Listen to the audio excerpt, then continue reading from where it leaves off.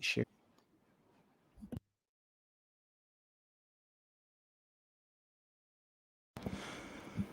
All right. Assalamu alaikum wa rahmatullahi wa barakatuh. And we are live, but gonna wait for some folks to start pooling in. We got Dr. Ware in the backstage. He's backstage right now, just getting a couple of things in order. It's pretty much ready to go. Just a moment, inshallah. So alhamdulillah, I'm excited, excited, excited. Ah man, my whole thing is in French. Oh goodness. So alhamdulillah.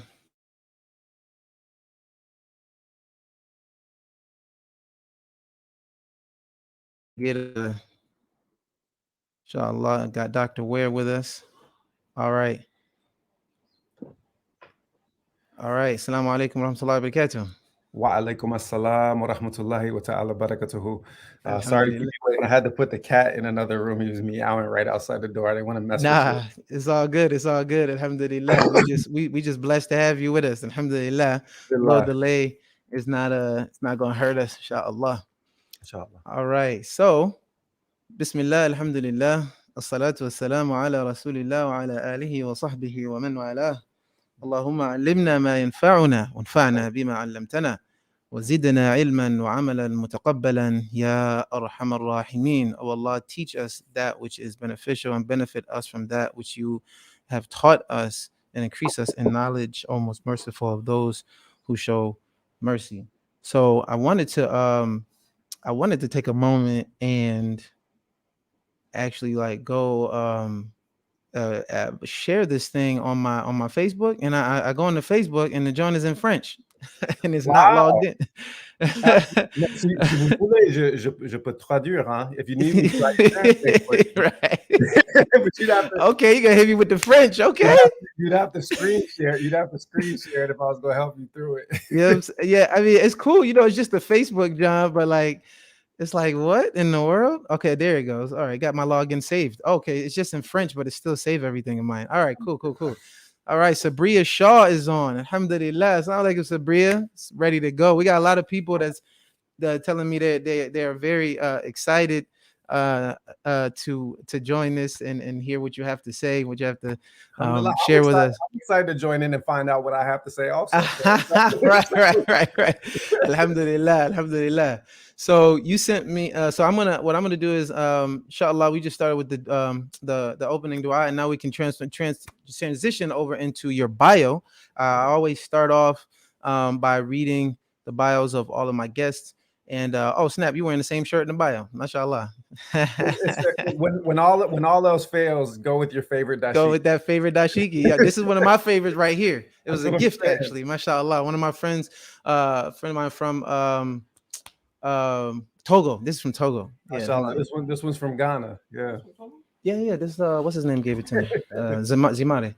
Okay, alhamdulillah. So first and foremost, welcome everyone. Welcome to Measured Tones podcast, where we discuss all things Quran. And so today our topic with Dr. Bilal Ware is the Quran, or actually, what did you say before that? I had to shorten it because it was too long for the flyer. You had said something like the Quran and lessons from West Africa or something. Yeah. I said that on the flyer. Yeah, the Quran lessons from West Africa. So we're gonna be discussing that, inshallah. So for those of you, most people that are watching now and that are gonna tune in, inshallah, in a little bit as we progress, are familiar, alhamdulillah, with Dr. Ware. You stay on somebody's podcast or screen somewhere, alhamdulillah. And so yeah, alhamdulillah. So we've benefited from you from many platforms. I'm a little late in the game, but I'm honored nonetheless, alhamdulillah. But for those who watch this or are watching with us, will be watching with us, or watch the recording later, I will read inshallah his bio, inshallah. Dr. Bilal Ware is a historian of Africa and Islam. He earned his PhD in 2004 at the University of Pennsylvania, where he trained in African history, African American history, and Islamic intellectual history. His research spans the last thousand years, centering on West Africa, where I am right now. Whoa, Senegal. But of course, West Africa is a conglomerate of countries. While reaching into the Mediterranean lands of Islam and the Atlantic worlds of the African diaspora. What hasn't meant to be an African Muslim? This question interests Dr. Bilal, as he says on his personal statement. He says, this question interests me across space and time, leading me to publish works on the histories of Quran schooling, which is some of what I definitely want to get into today.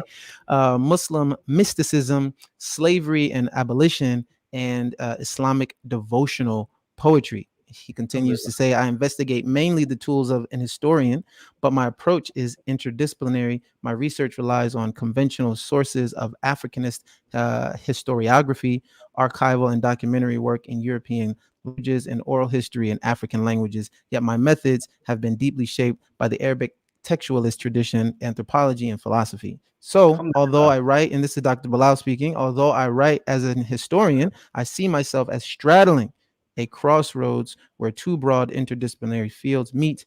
My work seeks to engage with, intervene in, and push the edges of African and Islamic studies. Alhamdulillah.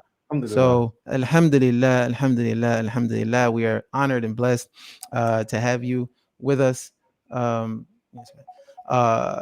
so, like I said, I told that when I was advertising, I said, this is going to be more of of us learning from you. However, Dr. Bilal has invited the viewers to ask questions and engage. So we have the chat over here on the side. If he's speaking and you have a question about something that he's saying, you can go ahead and ask it. And just at the appropriate time, inshallah, I will ask him the question. And also, of course, at the end, we always leave time at the end to also ask questions. So without further ado, Dr. Bilal, the Quran lessons from West Africa. We are ready to listen. Bismillah. Alhamdulillah. I mean, I feel like I should be addressing the questions to you. So I have to first ask the question. You said you're greeting us from Senegal. Where are you? Oh, I am in Medina Bay. Alhamdulillah. By Nyas. Mashallah. Yeah, alhamdulillah. Actually, I did want to start with just a little bit about your personal history, if you were comfortable with that. Absolutely. Sort of like your journey. I want to, because I know you, if I'm not mistaken, you are a convert to Islam, revert. Yeah, I don't know which one you converted. I converted when I was 15 years old. 15 years old. And I went to Senegal when I was 22. Mashallah. So yeah, no, the path, my path, follows, it passes through Medina Bay. Alhamdulillah. Alhamdulillah. Awesome. And that's a place, to which my heart, will forever be attached for sure. Yeah. So, I mean, what would you like to know? I'm literally at your service. Like however you want to take the conversation, we can go that way. Yeah, I wanted to know before we got into the main topic, I just wanted just a brief history of sort of your journey to Islam, what led you there. But did it have something to do with sort of your interest in African studies or something maybe early on? I don't know, like where does I guess your journey to Islam and maybe perhaps your academic journey sort of intersect, if there's an intersection or not? Like, I just kind of want to know. Numerous intersections, definitely. So I guess the way that I would start to answer the question is if I was to begin with what drew me to Islam, there were two kind of basic factors. The first really was the kind of conscious hip hop music of the late 80s and early 90s. Which was really, had a lot of Islamic imagery, ideas embedded in it. One of my colleagues,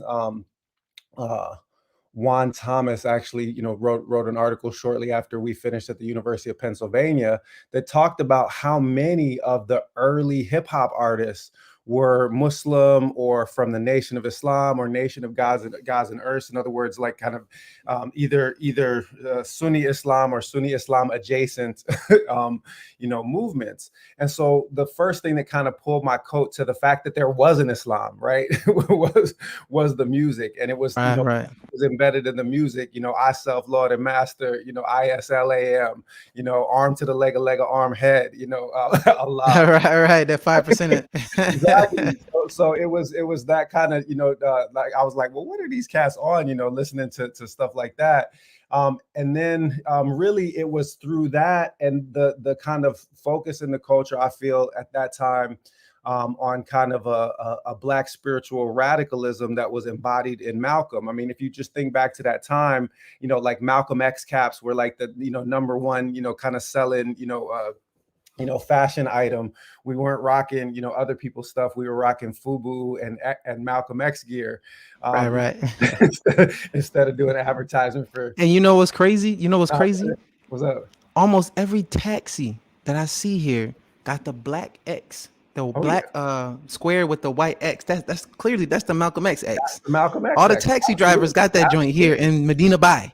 Yeah, and I'll just be, I'll say, like, if we wanted to fast forward a little bit into the story and kind of think, you talked about me being on various platforms. Really, what I'm doing on various platforms is, in essence, trying to bring together the spirituality and social justice of Malcolm, which is such an embodiment of the African American Mm, protest, spiritual and social justice mm, mm, tradition, mm. and reconnecting it with the authentic teachings of Islam, the authentic teaching of African spirituality that I encountered in West Africa later on. So really, like, if I could somehow get like Sheikh Ibrahim Yas or Sheikh Ahmed Ubamba, and Malcolm X together in a conversation, Mm. whatever I'm trying to do is essentially like me being a fly on the wall in that Right. conversation. So Mashallah. it was first, kind of getting pulled through the music and through the culture to Malcolm. And then I'll tell the story. I read the autobiography of Malcolm X, Okay. cover to cover in one night. Okay? Subhanallah. Wow. One night. Cover to cover in one night. I couldn't put it down. Wow. It overpowered me. And I've talked about this before, but being somebody who was raised in extreme poverty, Mm, extreme, kind of social difficulty. My mother was 15, when she got pregnant with me. mm. My father had a sixth grade education. Wow. Spent part of my childhood, in battered women's shelters. Never lived at the same street address for a Mm. calendar year, I think, until I was 9 or 10 years old, right? Wow.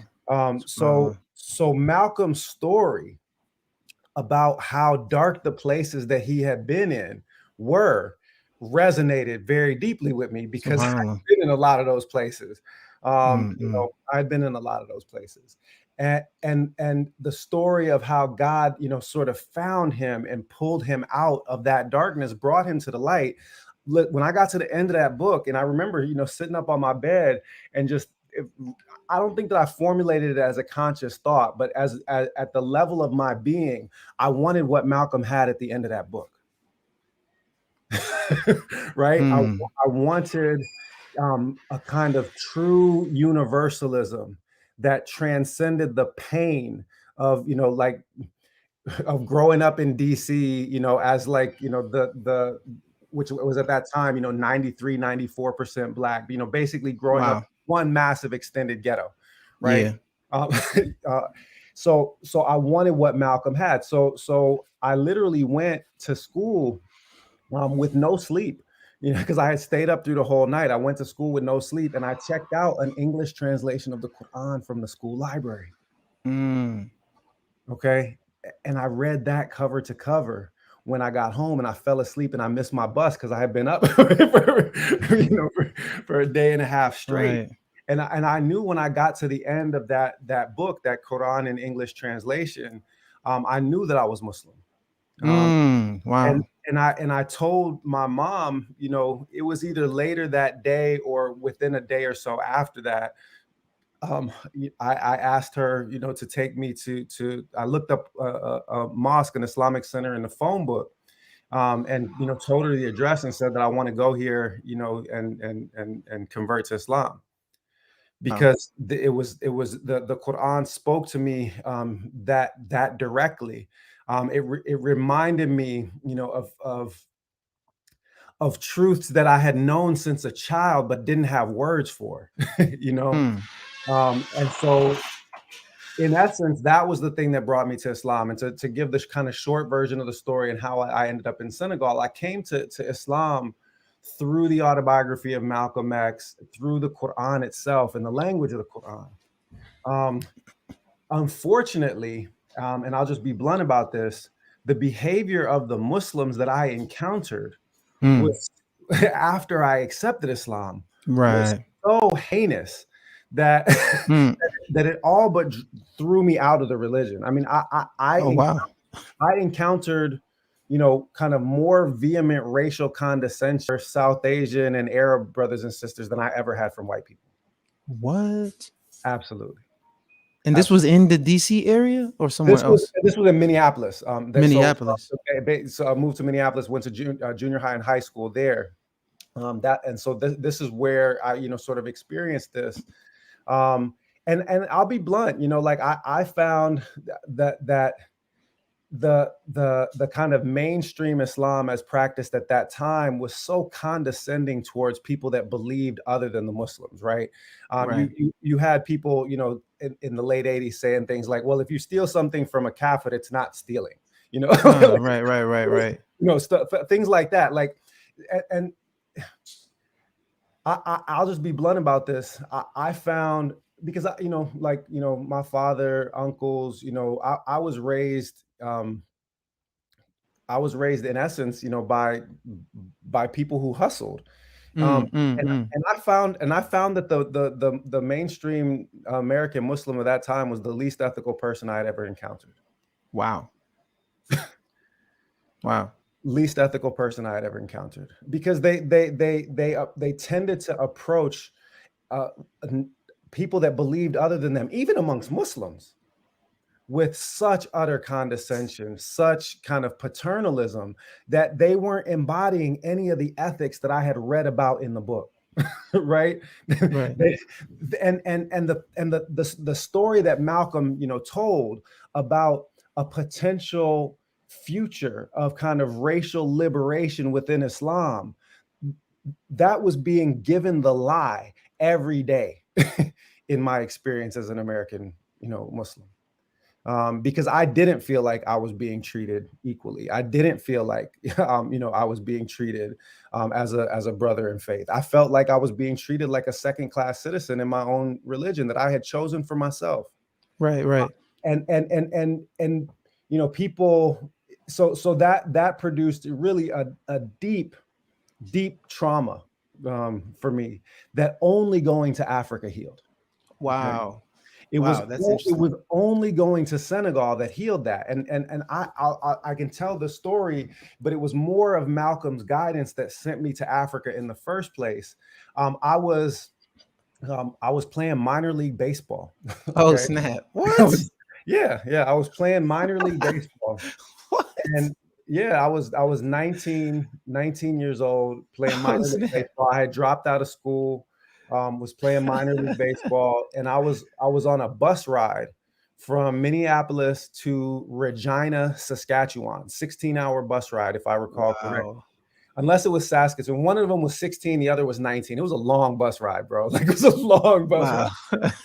So and I had always been, you know, kind of, you know, I had only ever wanted to be two things as a kid, right? I either wanted to be an MC or a baseball player, because those were the things that I was best at, you know, like that was what I knew, that was what I was good at. But I started to kind of like realize, you know, through those experiences, reading the autobiography of Malcolm X, reading the Quran cover to cover and whatnot, I'd always been bookish. I liked books. I liked reading. I was interested in knowledge. It always kind of motivated me. And to be honest, like, you know, where I was from, if you walked around with your face in a book, people accused you of acting white. You know, That's interesting. That's interesting. I'll just be blunt about that, like, truthful. So the fact that I played sports and other stuff like that, you know, like kept me from, you know, taking the nerd beatings. Right. So I was always kind of, you know, divided between these two things. So long story short, I want something to read on this long bus ride. And Right. a friend of mine had recommended this book by Naeem Akbar, Visions for Black Men. And in Visions for Black Men, Naeem Akbar is an amazing public speaker, you know, really incredibly sharp, you know, brother. I had heard him speak actually once. So he traced out like all of these different Black men that had transcended their circumstances and changed the world. And he mentioned one that I hadn't heard of at the end. it was Sheikh Abdulrahman. Mm. And so I said, wow. So for the next road trip, I went and checked out African Origin of Civilization, Myth or Reality. Mm. Check out the Job's kind of English translation of two of his works in French. And I read it cover to cover on the bus. And it was another one of those moments where a book literally changed my life, because I was Wow. watching the white boys pass bottles of whiskey and girly magazines up and down the aisles of the bus. Wow. You know Wow. what I'm saying? Because that's what they did to pass the time on, on these road trips. Dang, at 19 and 20? Yeah, She. yeah, it was. Oh man, those Goodness cats were gracious. wild. Don't even get me started, man. Like Man. they were living foul. Many of them. Some were good dudes at heart, but the environment wasn't conducive, to being any kind of righteous. So Wow. so I had this realization while I'm hunched over this book, learning about African history for the first time. Right, Mm. literally, I had never been taught really anything about Africa. And That's and interesting. and so I'm reading Sheikh Anta Diop, this Senegalese scholar, explaining about the African origins of the ancient Egyptians, talking about the relationship between the ancient Egyptian metaphysical system and Islam, and I was just, my mind was blown. And it was one of those moments I looked up and I was like, oh, I'm in the wrong place. Like, Right. I might be good at baseball, but Right. this right here is not for me. I need to get back to these books. And so that's Right. what I did. I had been a bad student, frankly. I didn't even go to high school, for my senior year. I graduated Mm. with a 2.9 GPA.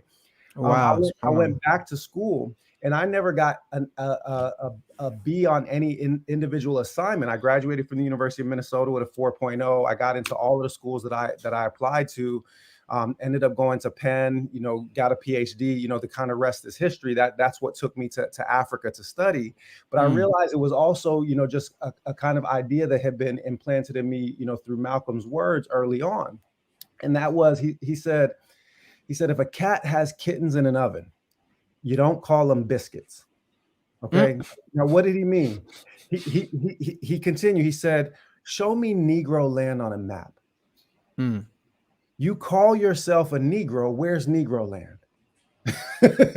he said, if you want to point to where you come from Africa. Call yourself what you are. You're an African.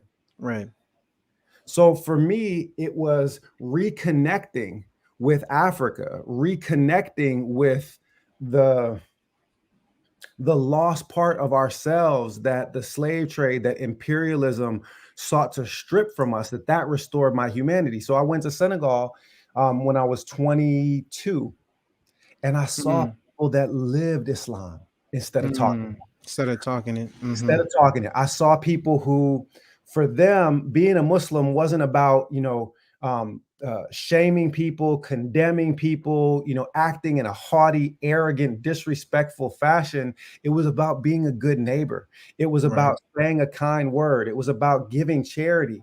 It was about, it's in essence what we've come to understand since then as adab and akhlaq, Uh-huh. Right. Right. etiquette, Right. character traits. Right. And that is what brought me really back to Islam, was seeing what it was supposed to look like in the first place, not a kind of, condescending racial hierarchy, Right. Right.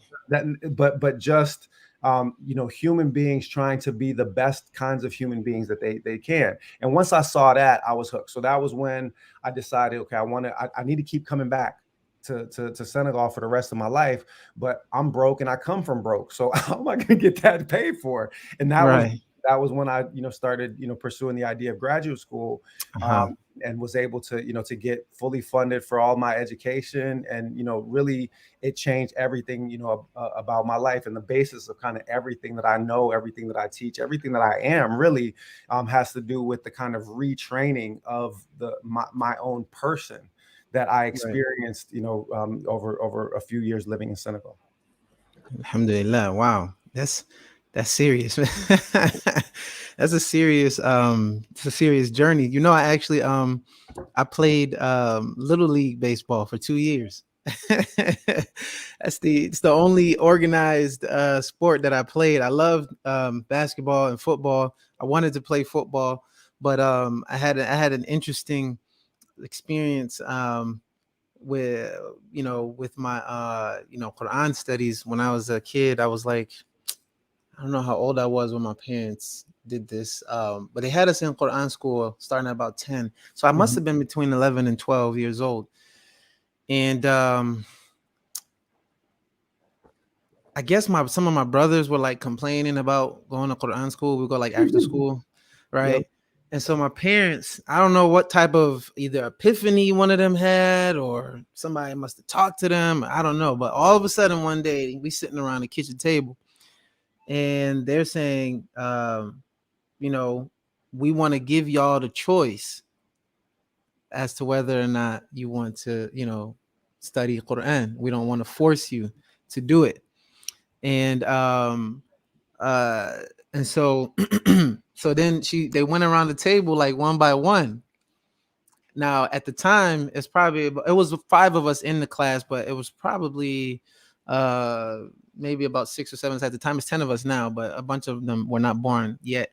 And so they went around the table one by one. There was four of us at the table, I think it was. Yeah.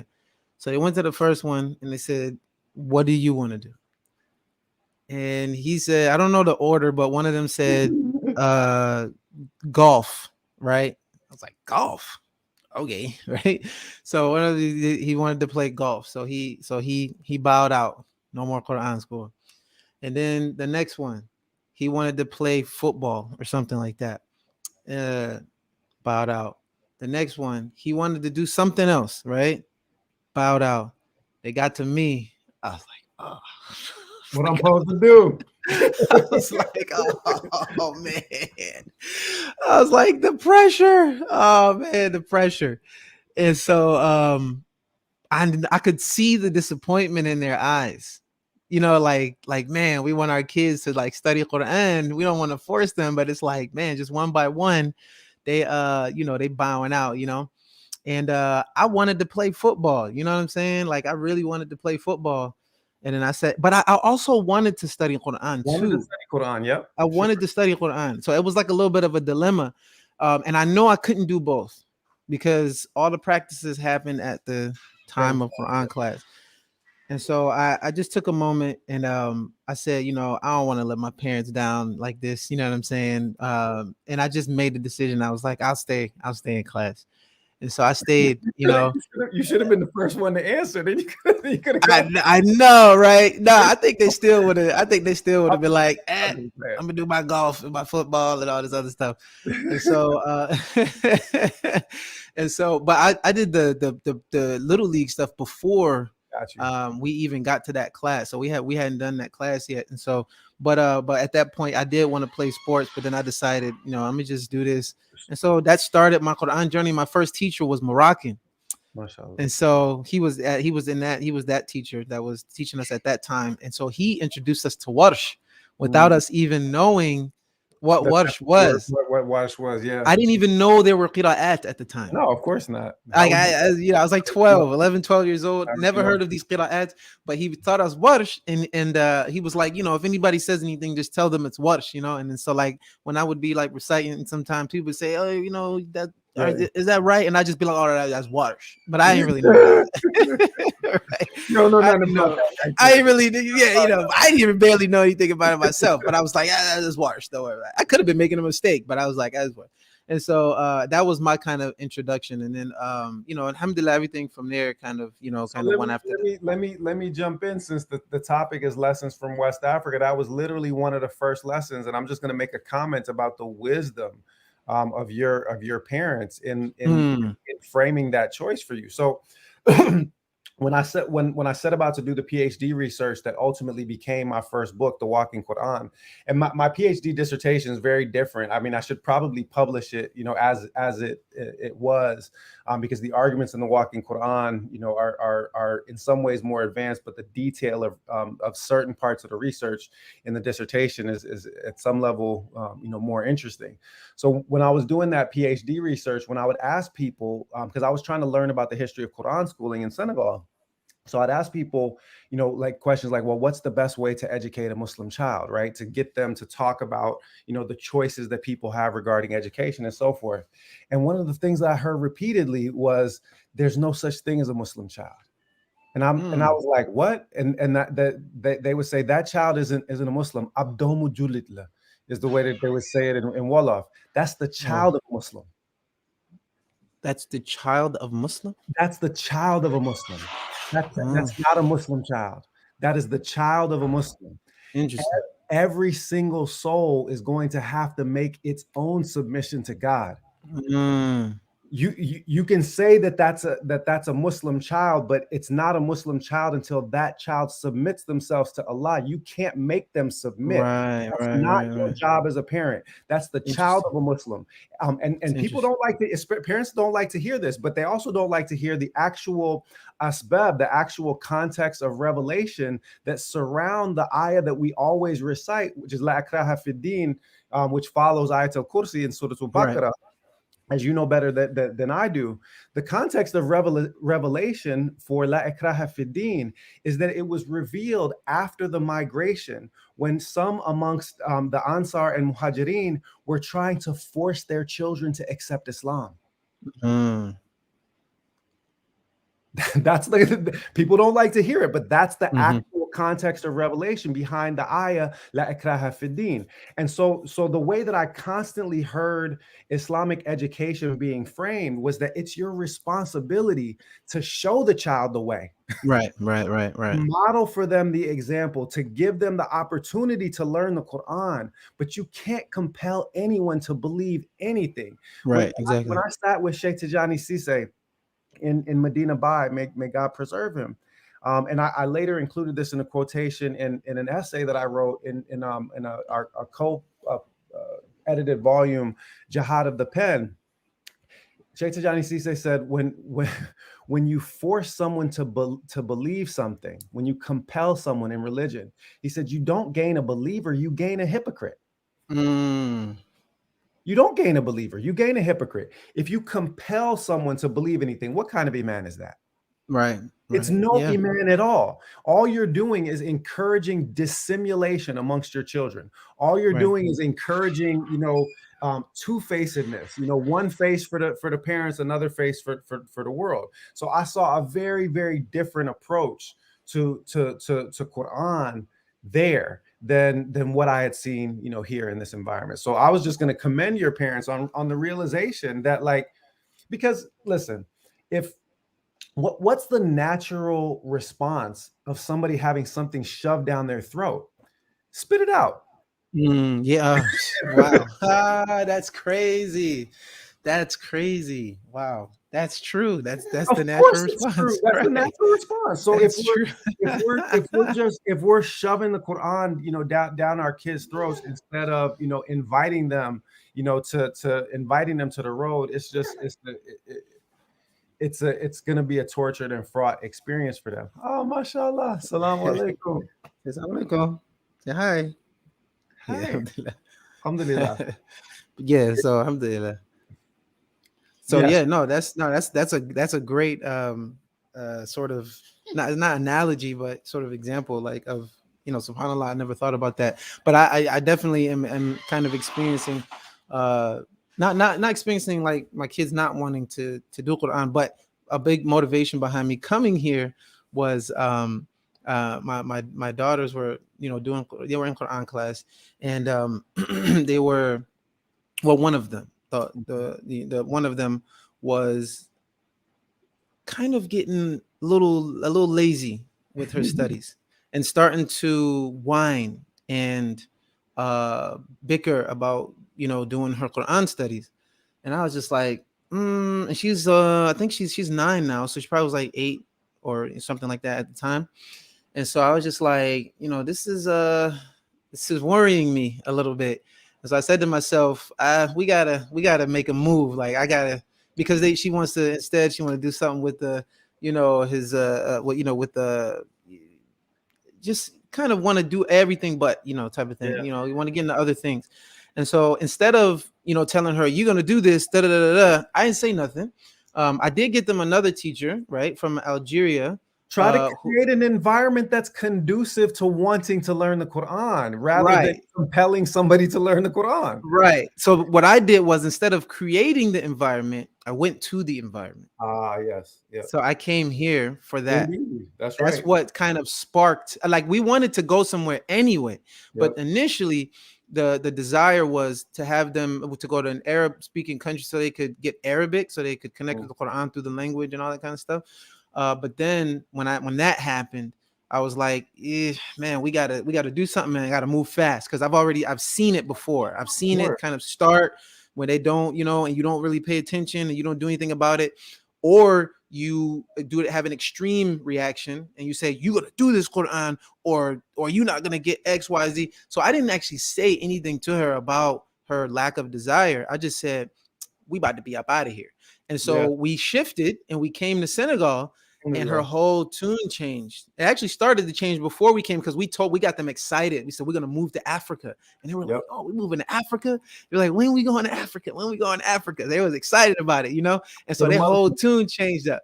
So then we got here. Now they're here, and they every day, daddy, we learned this much. Let me just tell you the kind of confirmation of this. So my oldest daughter was born while I was doing my PhD research. So she was born in Senegal,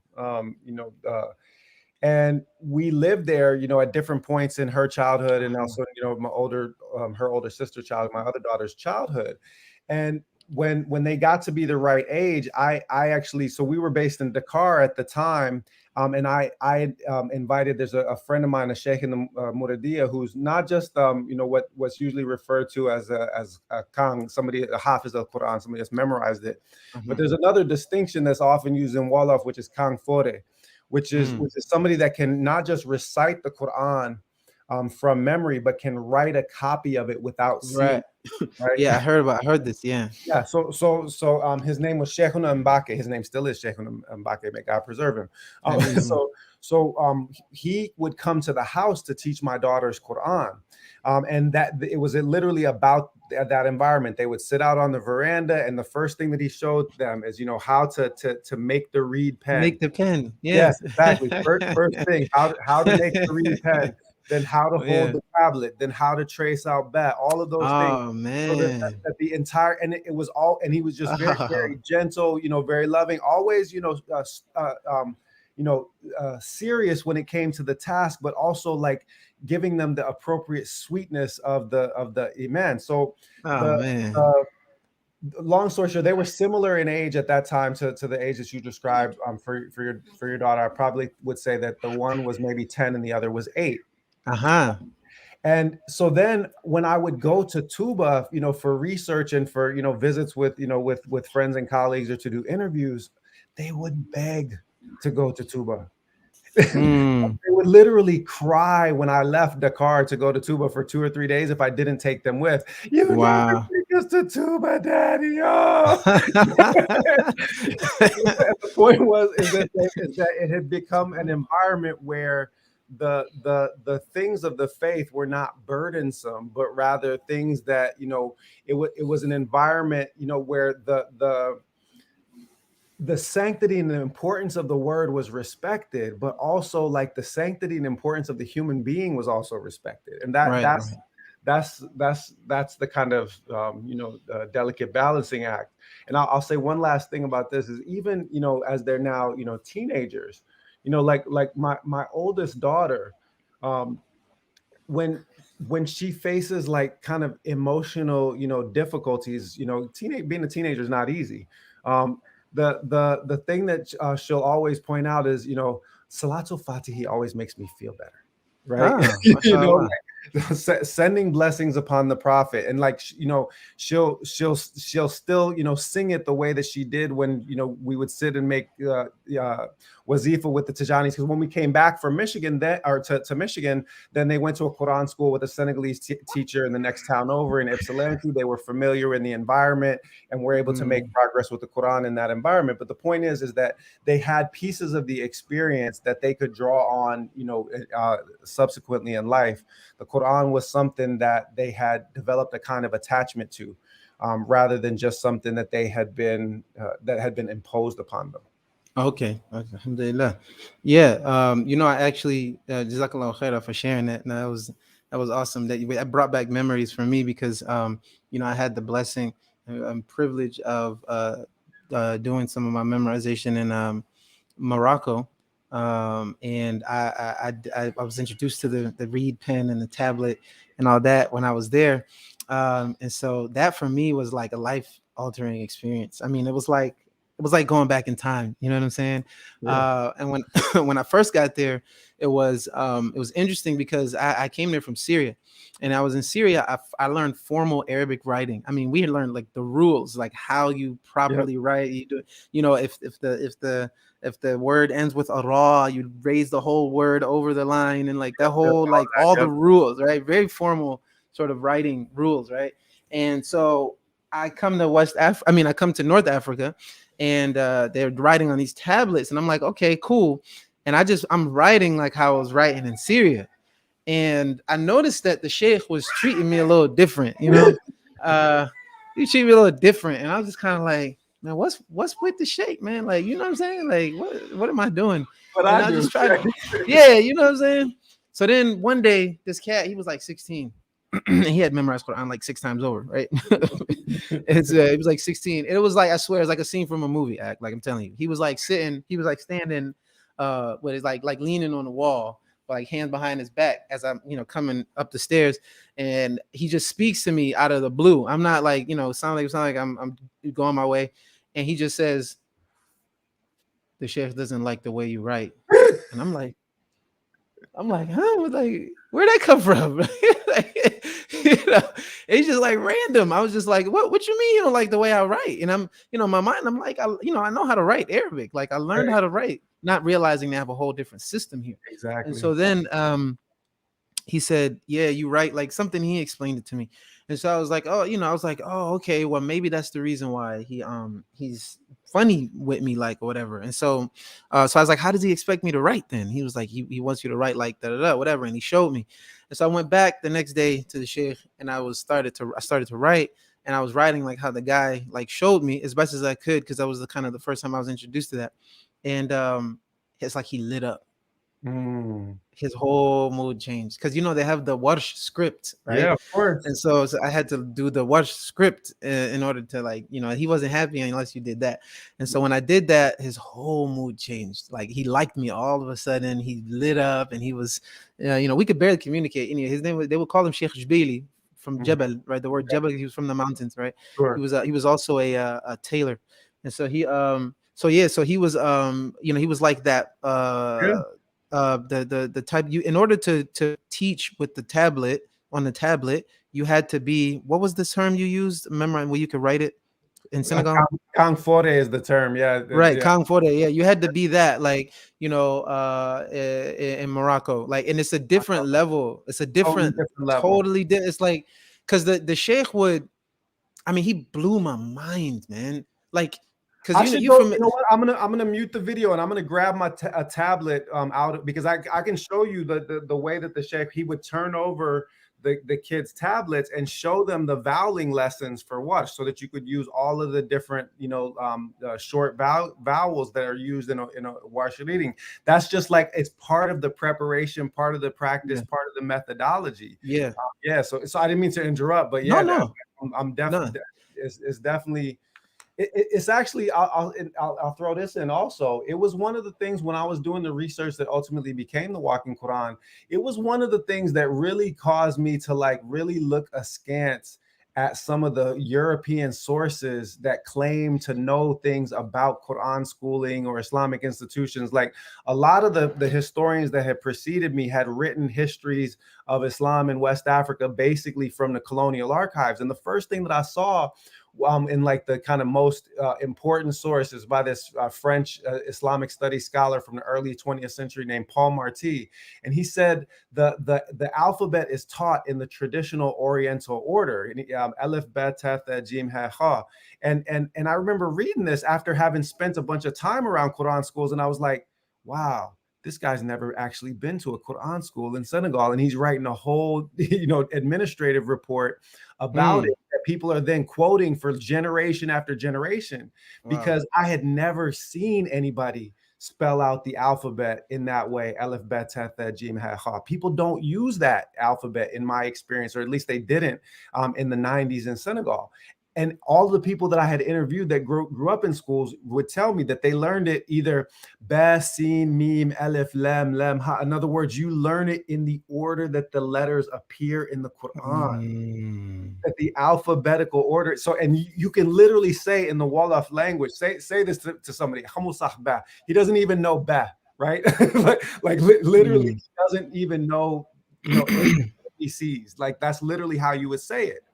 And it's because the letters are approached in that order, or they would be approached in the order that my daughters recited them in Quran school with their teacher, which is the abjad order, which is by the numerological value of the letters. Abjada, hawaza, hatta yakalamana, that way. Yeah. Right? And so the whole point of this is that, like, these script traditions that come from other places and the practices that are associated with them, like, there's genealogies for teaching the Quran in this particular way, with this particular writing system, that go back, generation after generation. And part of why the Sheikh's face is lighting up, most likely, God knows best what's in his heart, is he's seeing you, like, abandoning your preconceptions about the knowledge, and putting yourself in the chain of transmission of it, right? That's the thing that actually unlocks the benefit and the beauty in the knowledge, is the light that comes down the chain of people that transmit it, right? So it's that kind of small gesture to bring, like, light to the teacher's heart, that literally is the thing that leads to the outpouring of barakah and benefit in the interaction. Right. Because the key to unlocking every good thing is love. And it's an expression of affection to take on the teaching the way that the Sheikh wants to give it. So that, in my humble estimation, like, that's part of why his face is beaming at that particular moment. SubhanAllah. Well, yeah, I was happy to make him happy, because I was feeling a little uneasy, man. I was like, I don't know, I'm making Sheikh don't like me, man. But it was really incredible, and it's like, you don't really see it anywhere but West Africa. And when I say this, we could, hopefully maybe segue into, the uniqueness of this, and it being primarily, if not exclusively, in West Africa and North Africa, and in Africa in general, right? Because, like, what I witnessed was, like, I'm sure the students there, like, for the students there, this was like adi, normal. This is how we do it, right? Because, and I know this because before I went to Morocco, I heard about my teacher, his dad walked to Hajj, right? And I was like, wow, like, what the subhanallah. And so then I was like blown away by this. I went to Morocco, and I was like talking my classmates about my teacher, and I was like, yeah, you know what I'm saying? Like, his dad walked the Hajj, and they were like my grandfather walked the Hajj. Like, I mean, like what are you saying? Like, you know what I mean? Like, it was like I was saying, like, Americans are so easily impressed. Yeah, we're so easily impressed, right? And so I thought it was like this huge deal. It was like nothing to the Moroccans, right? Another thing is, it was he would recite the whole Quran in one sitting with his teacher and his teacher's son, right? It was like a common thing that they did that after he finished, like, memorizing, I guess, his final sort of like khatma. They would just do this for like a month or 3 months or something like that, and that would, like, really drill it, right? And so they would go like Maghrib to Fajr, or like Fajr to Maghrib, and, like, just recite the whole Quran front to back, barely eat anything, maybe just water, bathroom breaks, if that, and that's it, right? Yep. And I had mentioned that, and same reaction. They were just kind of like pretty much everybody here has someone in their family that has done it or does it. And then I found somebody, and then it was somebody, and one of the students in our school that had done that. And I sat there and I watched one guy, like, coming. I was like coming and going, just like he would review in one sitting 10 juz, just like walking back and forth, just review the 10 juz, bro. the attachment of, you know, people that learn on the law in this traditional fashion to the Quran, the kind of attachment that it produces to the Quran is extraordinary, right? Ibn Batuta mentioned this in his account in his rihla, when he visited the Empire of Mali. He said a couple of things. He said, one, he's out of all the people he visited, he said no one abhors injustice more than the blacks. And then he Wow. also and he said that a traveler has no more reason than a man who stays at home to fear injustice amongst them. He described leaving North Africa armed to the teeth and traveling in Ooh. caravans at all times. He said as soon as we got into the Walata, which was the first outpost of the Empire of Mali, you don't have to travel armed at all. You can just travel with a companion. That you're in perfect safety. So that was the first the first thing that he mentioned. But then the other thing that he mentioned was that nobody was more committed to the teaching of the Quran. He said that he passed by on an Eid day and found a youth that was chained up. And so he asked, he said, what has this youth done? Has he killed someone? Because the kid is chained up on the Eid day. Right. And the kid laughs, which indicates that he understands the Arabic, which is in spite of the fact that it's not a spoken language in Mali, you're just learning it in school at that time. Right. And he's informed. He said, no, he's just been delinquent in his memorization of the Quran, so they're not letting him celebrate the Eid. Oh. So this is the kind of that's the kind of more Jalali side of the African attachment to the Quran. I'll give a couple stories that talk about the more about the Jamali side. Sheikh Ahmed Ubamba, the great Senegalese scholar from, you know, about 50 miles up the road from where you are now in Touba, not from there, but the city that he established, you know, author of 200 books just of what scholars have been able to catalog in the Arabic language. Okay, Wow. That's just what Western scholars have been able to count. At least 200 books. Some of them collections of as many as 200 poems praising the Prophet alayhi salatu wasalam. Wow. And some of those poems are more than 5,000 lines in length. So this is the scholar that Sheikh Ahmed Ubamba was. One of history's most prodigious and talented poets and writers in all genres, extraordinary. And here I was thinking that if you're walking around with your, you know, face in a book, you're acting white.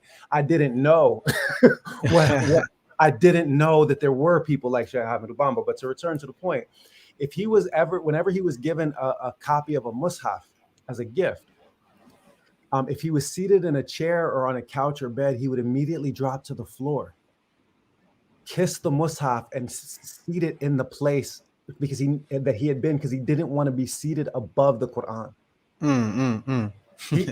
When he was under French house arrest, which is what he was for the last 27 years of his life, he wasn't allowed to come and go back and forth to his city of Touba that he had founded. But he had one hut, a whole building that was nothing but copies of the Quran. So this was and I'll give you an even better one, subhanAllah, you know, about the recitation, you know, somebody sitting and doing it, you know, 10 juz and a sitting and so forth. One of his disciples, it was actually his name is Serindam Abdulrahman Lo. He was the one who taught Quran to Sheikh Ahmed Ubamba's children when Sheikh Ahmed Ubamba was in French imposed exile for 7 years, 9 months. So this is the kind of scholar that Serindam was, that Sheikh Abdulrahman Lo was. Upon Bamba's return, his kind of principal disciples who had kept things together while he was gone all asked specific supplications from him upon his return. I could tell the story of the other ones, but we'll focus on Sheikh Abdulrahman. What he asked is that he came and he said, I'm concerned that some of the people that have chosen to follow us because they don't have, you know, good grounding, some were from former slave background, had been denied education, were living in poverty, weren't going to be able to commit themselves to schooling. He said, I'm concerned that they may be slacking in their religious devotions out of ignorance or not be able to do the things that they need to do. He said, I fear, punishment, coming upon them. He said, is there some kind of litany?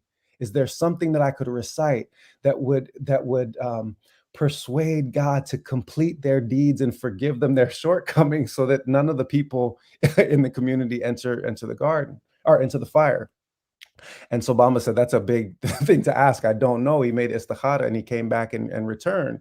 And he said with God's permission, make a full recitation of the Quran every day for the rest of your life. Perhaps He will accept it as intercession. Every day. Every day. So Serindam Abdurrahman Low would recite Quran under his breath continuously throughout the day, every day for the rest of his life. Sheikh Ahmed Ubamba in his community designated specific families to recite the Quran aloud at particular times of day so that the Quran would never cease to be recited in his community. And I'll give you Wow. an even more beautiful one. That what they say that what Serindam asked, what Sheikh Abdurrahman Low asked when he undertook this task of reciting the Quran every day in hopes that it would fulfill, persuade God to have mercy. What he said, he made the following supplication.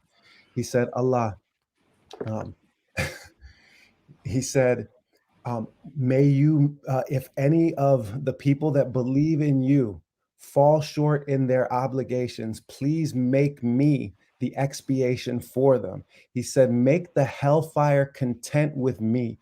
Allow my body to fill it so that no one else can be entered. Wow. Phew. Think about that for a second. What kind of human being asks that God use their body to satisfy the hellfire so that no other human being would be entered into it? Yeah, it's like next level maqam right there. Next level compassion, next level mercy, next level forbearance. We talk about beauty of intention. Show me an intention that surpasses that. And what could ever possibly serve as contrepartie, right? As the exchange, for such a powerful supplication? Only a continuous, never-ending commitment to the Quran itself. Right.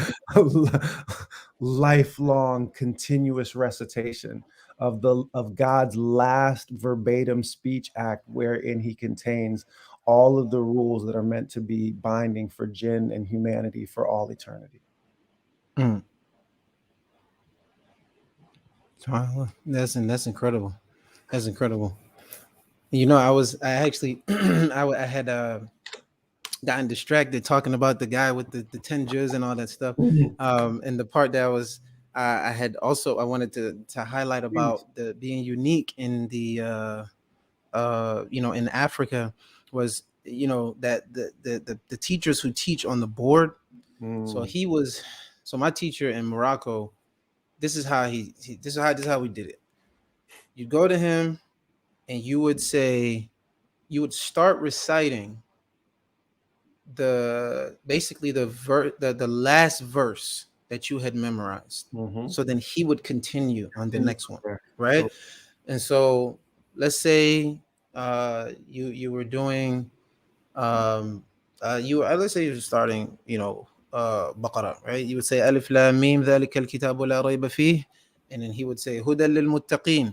So you would write هدى للمتقين. Then you would say هدى للمتقين, and he would say الذين يؤمنون بالغيب ويقيمون الصلاة, right? الذين يؤمنون بالغيب ويقيمون الصلاة. And you would keep going like that, back and forth, back and forth. So once you finish your whole portion, right? Whatever portion you're doing, a rubu', a thuman, whatever, then he would here they say bindi, right? So then once you finish your portion, you give him your board, right? Yeah. Mind you, at the same time that you're doing this, having this exchange of saying the ayah, he's saying the next ayah, there's 3-4 other students doing the same thing.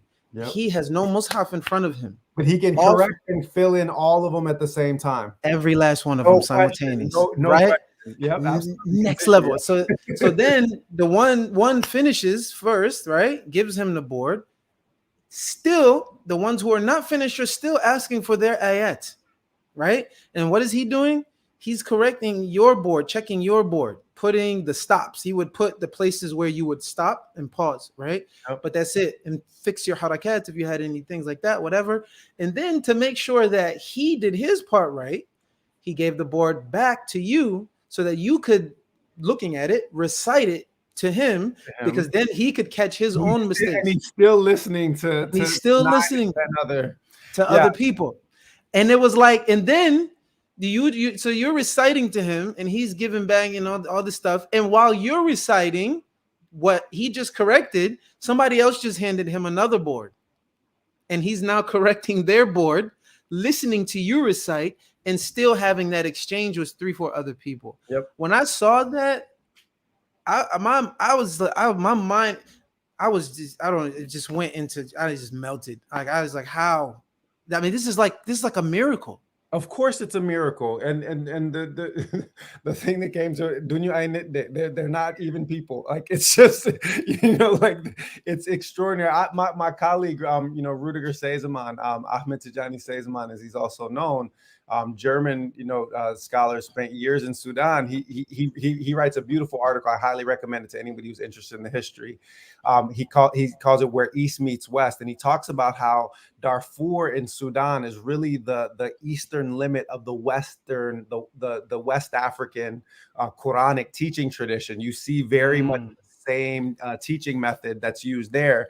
And I also later learned that until the advent of modern schooling in Egypt in the 1930s and 1940s, many of the Quran teachers were Western, especially in Upper Egypt, were also Western Maliki. So that the Egyptian tradition really was also part of the West African tradition until the second half of the 20th century in many ways. But in any case, he talks about going to Sudan and just being astonished by the fact that the sheikh is able to sit there and correct 40 students reciting simultaneously. It's astonishing. It's absolutely astonishing. MashaAllah. Wow, that's incredible. This kind of the and I'll just say another thing about this is when I did, it was probably between 80 and 100 hours of interviews with people that grew up in Quran schools when I was doing that dissertation research. And whenever I interviewed people who had been Quran teachers for part of their life, or if I asked them, like, when did you finish your study of the Quran? This was like one of my interview questions. I would just always be scolded. I never finished my study of the Quran. Like, I never left the study. Wow. I never stopped teaching Quran. No one would ever admit to being done with the learning or teaching of the Quran. So that was a recurring theme from all of the students. Yeah, because the idea, you mentioned that your teacher, had a trade. You said a tailor, I believe. Yeah, he was a tailor. Yeah, yeah, exactly. He is a tailor. He is a tailor. And if you ask Sheikh Ibrahim, Yas, may Allah have mercy on him, complete his works. If you asked him what he did for a living, he would say, "I'm a farmer."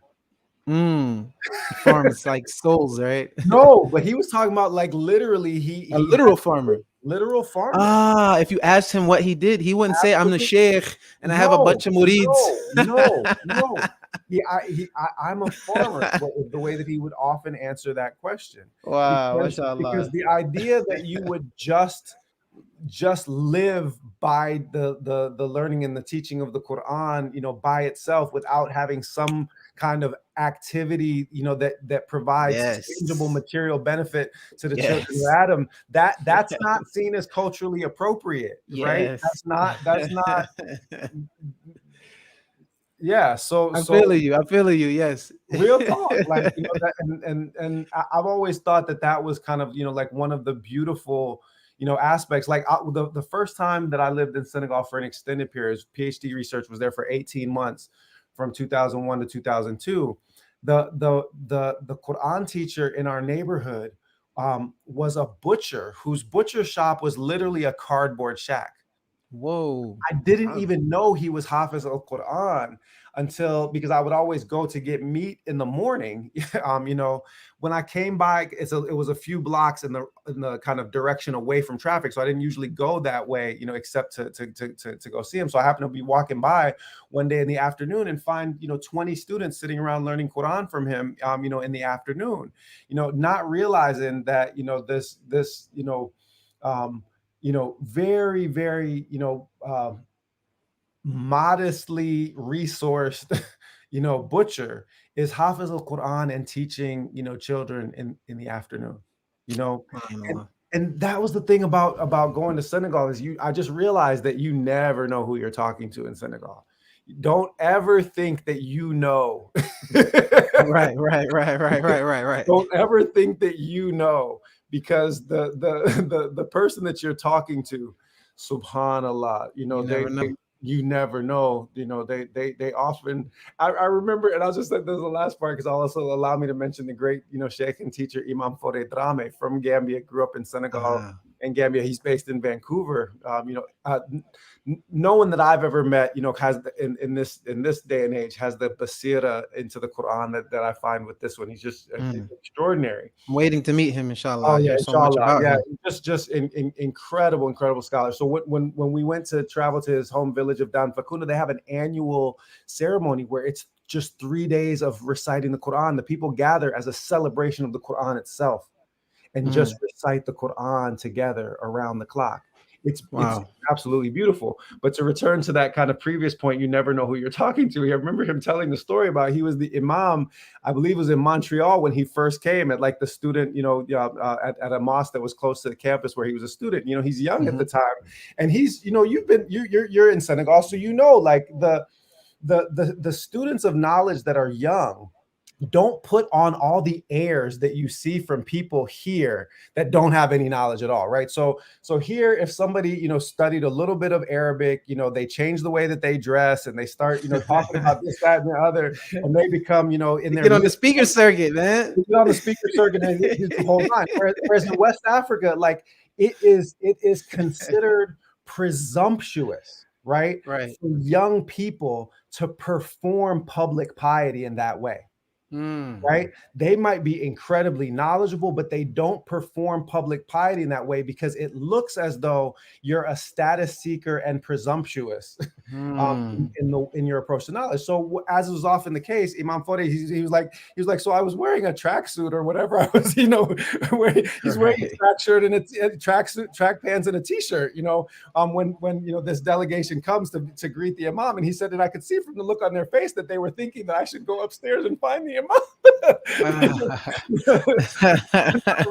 that he was the Imam, Right.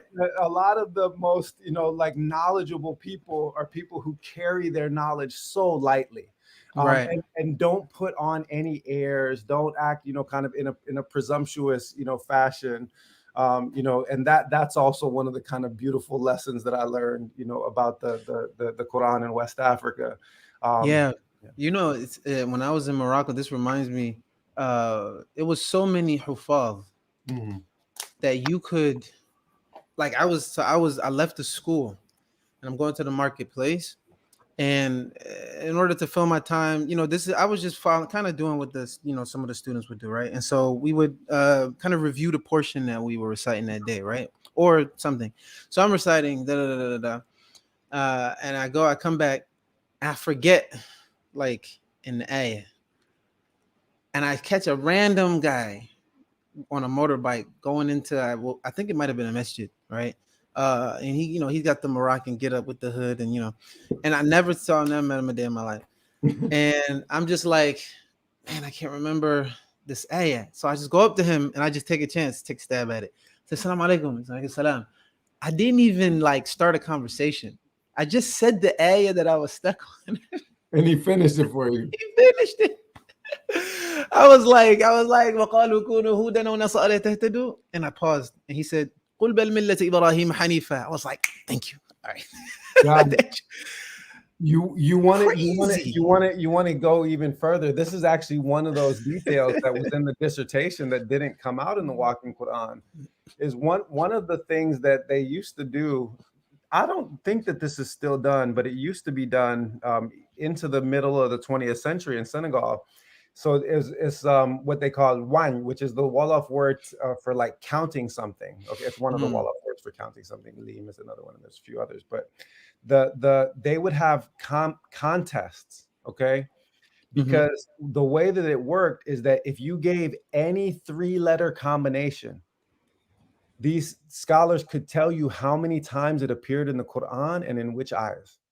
What? Yes. they would do these literally public competitions, like the equivalent of a West African Quran spelling bee, right? Wow. Which is that you literally give any trilateral combination, any three-letter root, and they'll tell you how many times it appears in the Quran and where. They don't have Google. They don't have, like me, I go on Quranic Arabic corpus anytime I want to understand how, like, so I look straight up up. the root and then I see every time it occurs in the Quran, I see how God uses it. And once I understand how God is using a word, then I better understand how to use it myself, right? Right.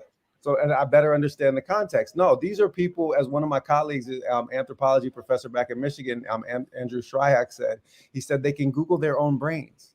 Basically. And that is the wisdom of this method of Quran internalization, is that you don't need access to any recourse beyond the self in order to verify the knowledge, in order to produce the knowledge and to bring it forth. And if you really want to understand the wisdom in this, look at the fact that our ancestors amongst the enslaved Africans from South America up through the Caribbean back and down into the US South were able to write partial or complete copies of legal texts or of the Quran from memory, in spite of the fact that they had been stripped naked, put in the hold of slave ships, and sold thousands of miles away from everything that they had ever known. And that is really the basic argument of my first book, The Walking Quran, Islamic Education, Embodied Knowledge, and History in West Africa, which is if you transform someone into the book, then the book can never be taken from them. You know, it's crazy that you said that. That is what that same 16-year-old that had told me that the teacher didn't like my writing.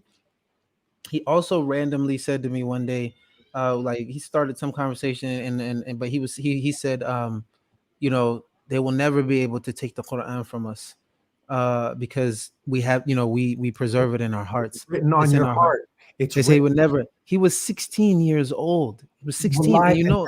Yeah, go ahead. Sorry. No. No, please continue. I wanted to hear the end. I thought you were done. That's the only reason why. No, he's like, I just remember learning the history, like, of the, you know, the revolution that gave you know, kind of gave Morocco back to the Moroccans.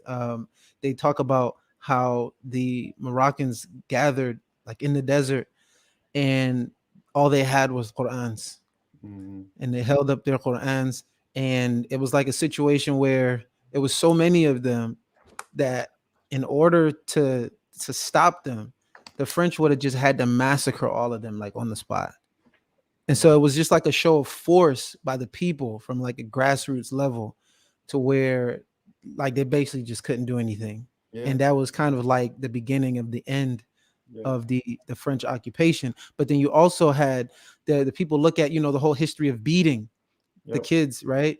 Of course, right now, you know, we see it as a distasteful thing, but it has a history. And what they told me when I was there was that, you know, when the French were, you know, came and occupied, they were burning books and you know, destroying libraries and throwing them in the water, and and of course part of that, you know, those books, many of that, much of that was Qurans and Quran manuscripts and manuscripts of Islamic texts and so on and so forth. And so they said that we're going to have to preserve these sciences, the Quran as well as the Hadith, as well as the Islamic sciences like Arabic and grammar and Hadith in the form of poetry and all that stuff, in our children. And so they started making them memorize these things, right? That's why it's even part of the tradition, at least in Morocco, and I know they do some here as well in West Africa, is that when we would write our boards, when we would finish writing our portion, we would also get a couple of lines of poetry at the bottom to memorize as well. They do it especially in the Muradia, oftentimes on the back side of the tablet. Right. And oftentimes it's Wolof poetry written in the Arabic script. Wow.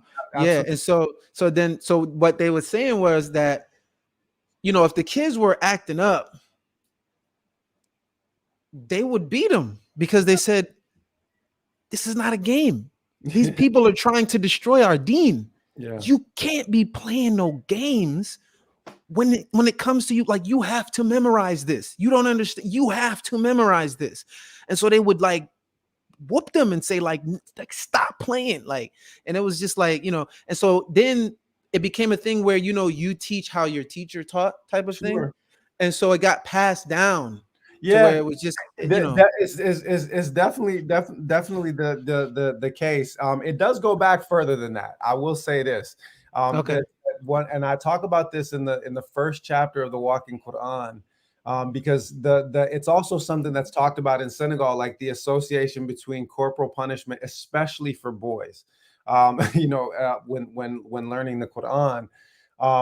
But there's this hadith that goes well, there's a couple of them.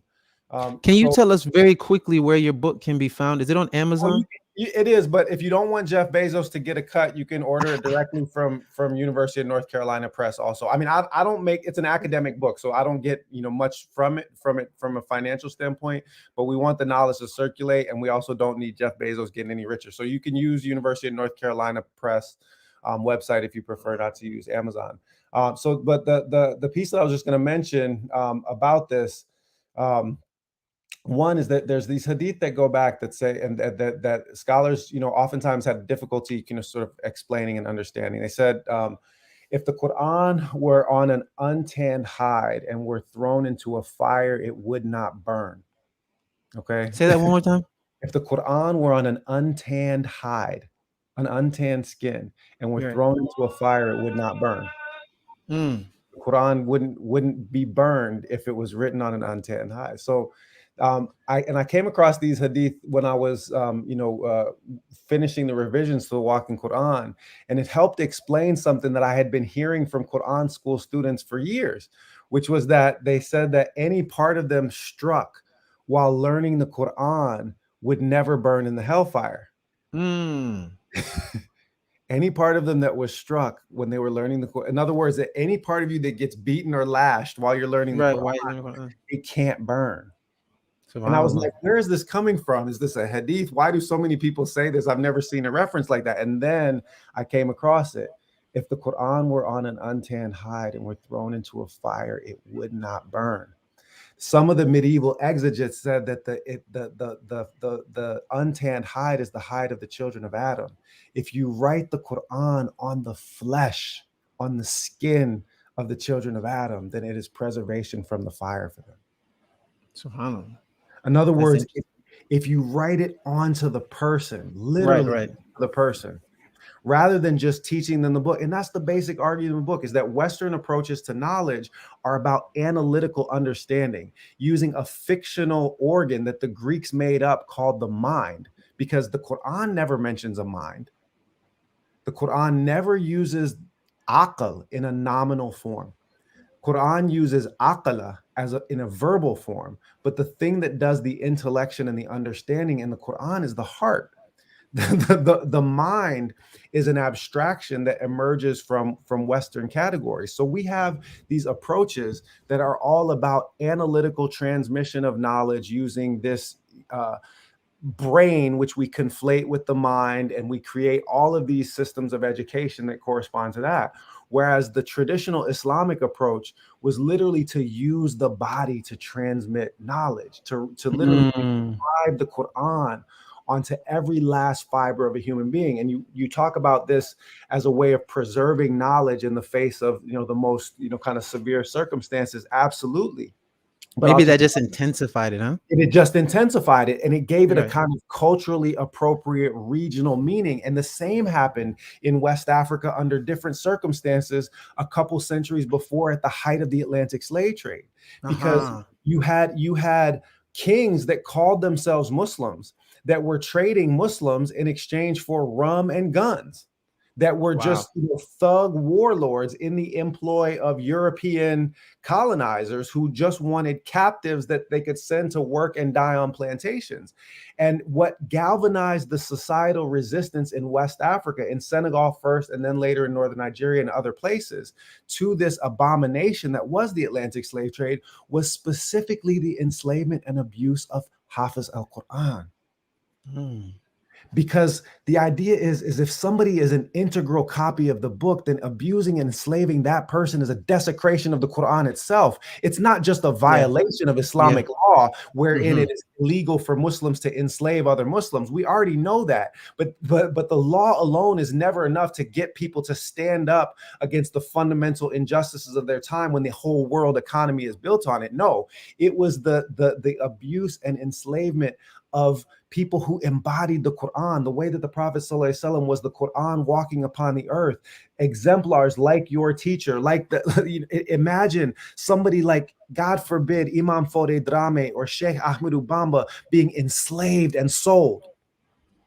That's what made people in West Africa stand up and fight.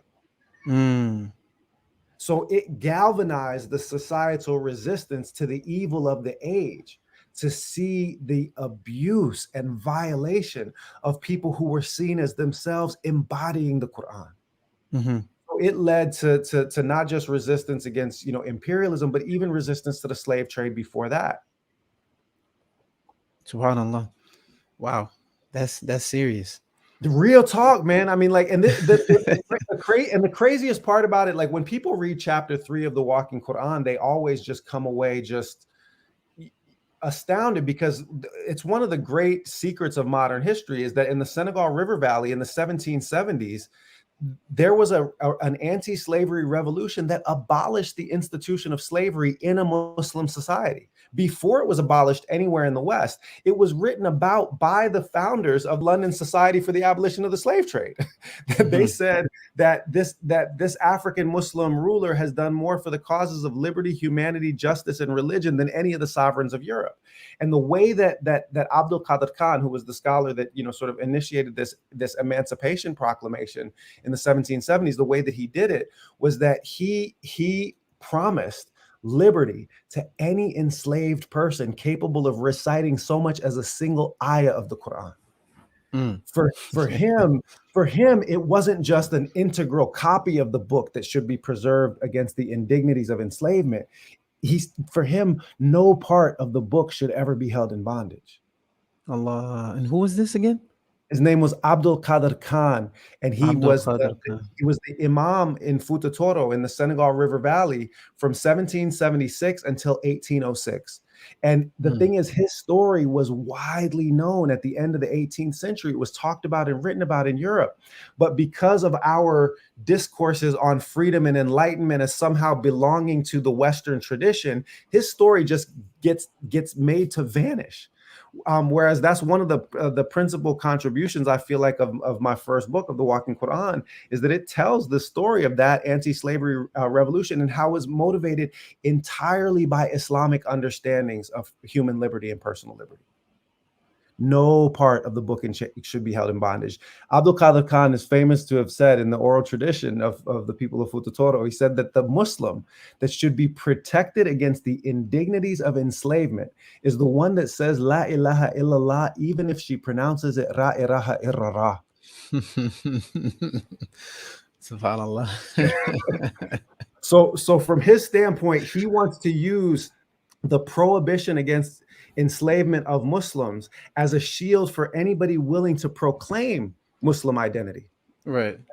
And there's another Muslim scholar, Sheikh Musa Kamara, from the same region living a century later, who says that the end of the institution of slavery was the fulfillment of the last wish of the Messenger of God, alayhi salatu wasalam, who freed anyone that he had ever owned before he died. And that if the Muslims were serious about following the Sunnah and read the Quran and its constant urge to free the slave, then slavery would have died within a generation of the Prophet himself. But they didn't. They didn't want that. They wanted to reason for to make money and keep control over people.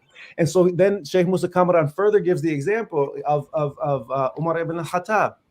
And the narration that comes about him is that they said that anytime he saw any of the enslaved amongst the Persians praying, when they were not enslaved, they were technically captives. Any of the captives amongst the Persians praying, he would liberate them. Look it up.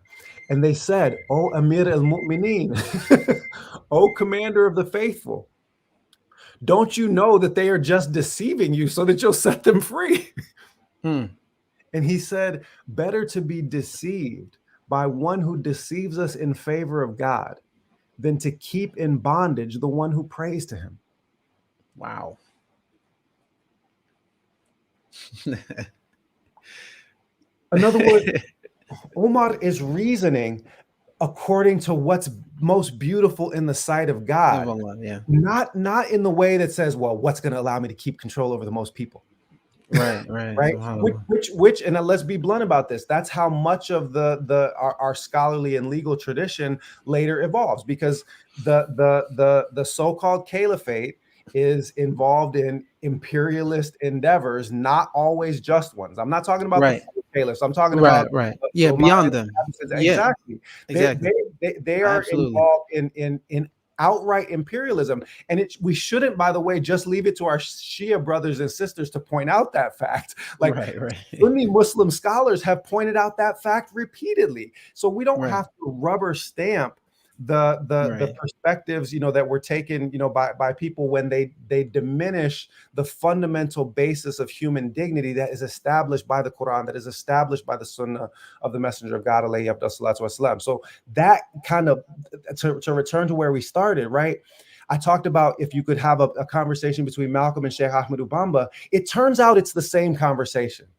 It turns out that it's the same Black radical spiritual tradition, right? That it actually grew branches in Africa that nourished ours, because I've been able to track some of Abdul Qadir Khan's enslaved lieutenants to slave rebellions in Antigua, to the outbreak of the Haitian Revolution. Some of them to some of them to South Carolina and Georgia, and to bring the story back to where you're now sitting.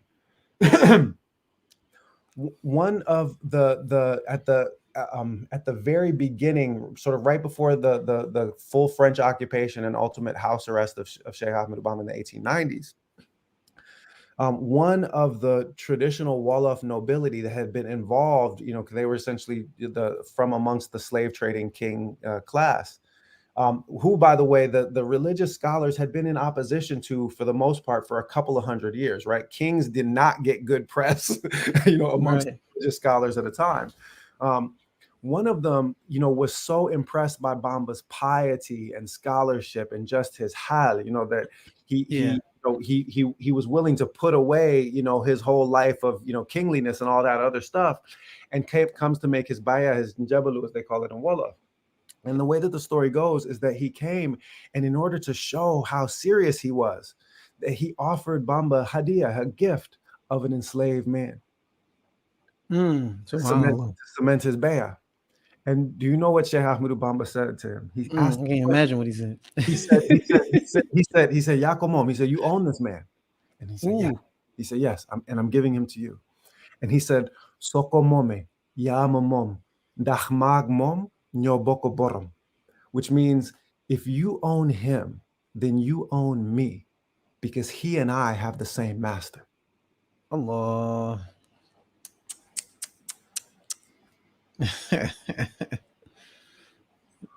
What the logic that Bamba was using, the logic that Abdul Qadir Khan was using, this is what's embedded in the Quran. And you know what? It's also embedded in the example of the Messenger of God, alayhi salatu wasalam. What does he do upon the siege of Taif? He offers freedom to the slaves of his enemy. You think that Lincoln invented this in the Emancipation Proclamation. That's what they teach us. Right. This great strategic move that Lincoln comes up with, it weakens the South. And, ultimately, first of all, we forced him into that. He didn't go into it wanting to free anybody, number one. But number two, at the siege of Taif, the Prophet ﷺ says, flee from your so-called masters. The fact that these people call you slaves doesn't have anything to do with your status before God. You leave those people that are calling you slaves, and you're free. Well, forget the beauty and the simple piety in that act, but also just look at the strategic genius. Right.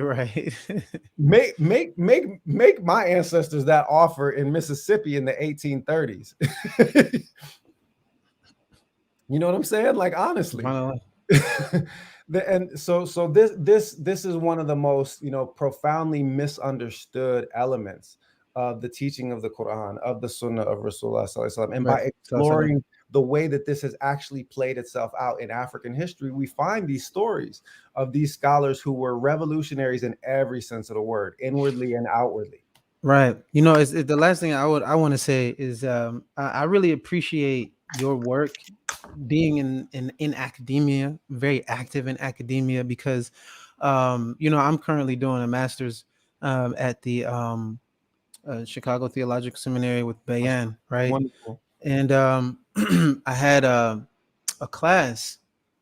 I had a couple of classes, right, that dealt with some level of Islamic history. One was Islamic thought, another Hmm. one was Islamic history, and in both classes, African and African American Islam was pretty much neglected. It Just wasn't. not even addressed, as though it It never happened. Yeah, it was. You know, and I will say in the history class, it was like a little bit, but it was like it like the difference like of the amount of like energy and like, you know, that was put in all the other like, you know, things, you know, topics, you know, outside of, you know, Islam and Africa. It was just like, I mean, gung-ho. I mean, we were like going at it for, you know, multiple classes and all that stuff, and we got to Islam, you know, in Africa, and it was kind of like this, you know, quick kind of like blow through it type of thing.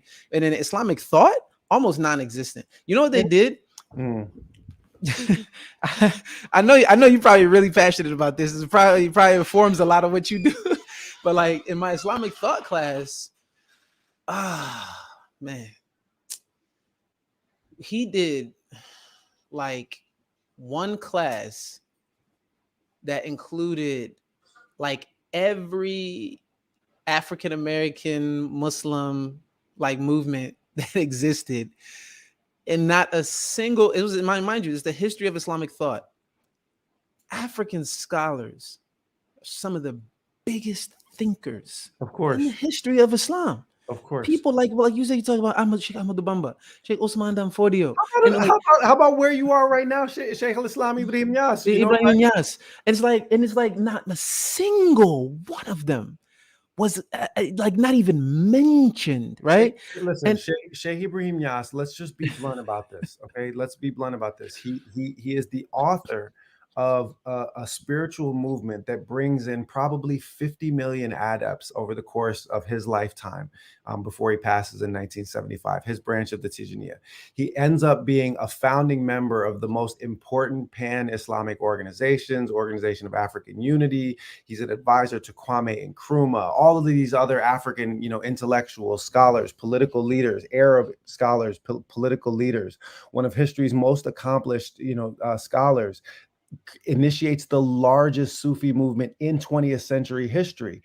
wow, Name to me a person, a Muslim person, who's more influential in actually shaping the spiritual life of believing people than Sheikh Ibrahim Yas. But they teach as though he doesn't exist, it's just that doesn't even exist. as though he doesn't even exist. They And don't even know about him. My how would they professor know? Because didn't even know he in the existed. in the bio that you read, that's the whole point, is that Islamic studies and African studies have been constructed as though they're two separate fields. And here's the thing that I just always point out to people. There are more than 350 million Muslims that live in sub-Saharan Africa. More than 1 in 6 of the world's Muslims lives in sub-Saharan Africa. Okay. There are more Muslims in Nigeria than there are in Egypt. There, Mm, there are more Muslims in Ethiopia than there are in Iraq, right? We treat wow, I did not know that. absolutely. The thing is Africa is the only continent in the world that has a Muslim majority.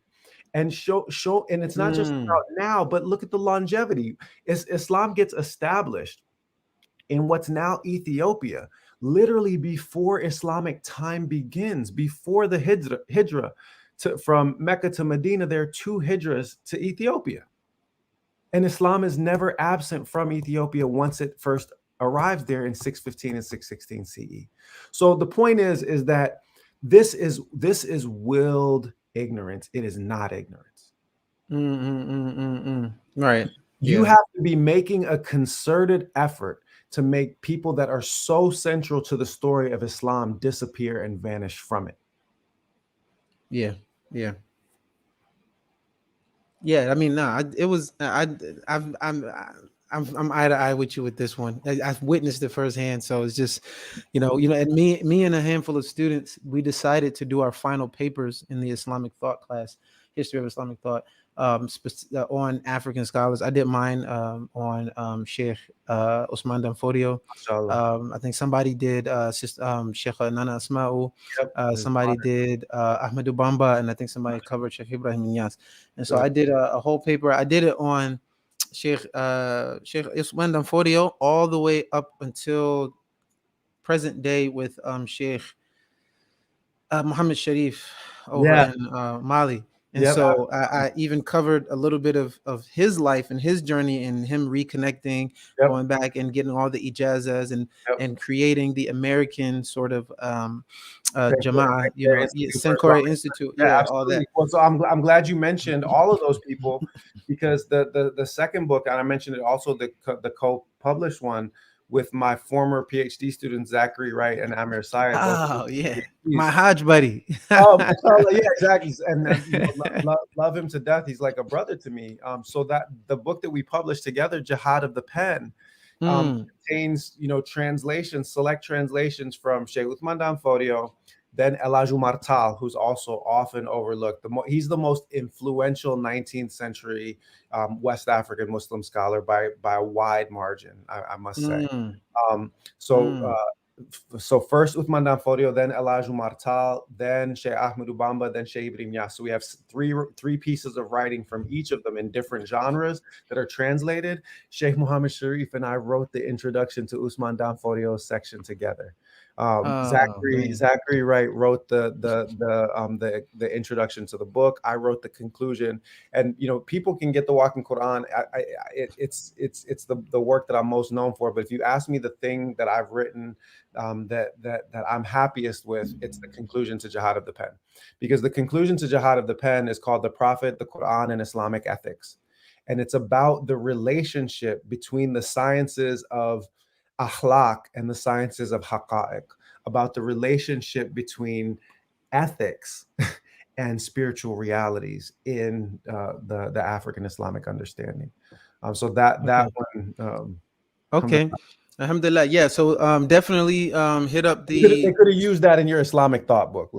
Class, man, and inshallah, I might end up needing to source some of your works in the future, because I have more classes that we'll be doing in the future, and I'm pretty sure it's going to be bereft of anything African, and so I'm pretty sure I wish I would have known that, because I was looking for resources for that. So inshallah, get out to the people now. So alhamdulillah. Yeah, absolutely. So let me ask you, inshallah, we could start asking the questions. Some people that ask some questions are having to go soon. So sure, our yeah, sister, and I also will have to go. yeah, sure, for sure, yeah.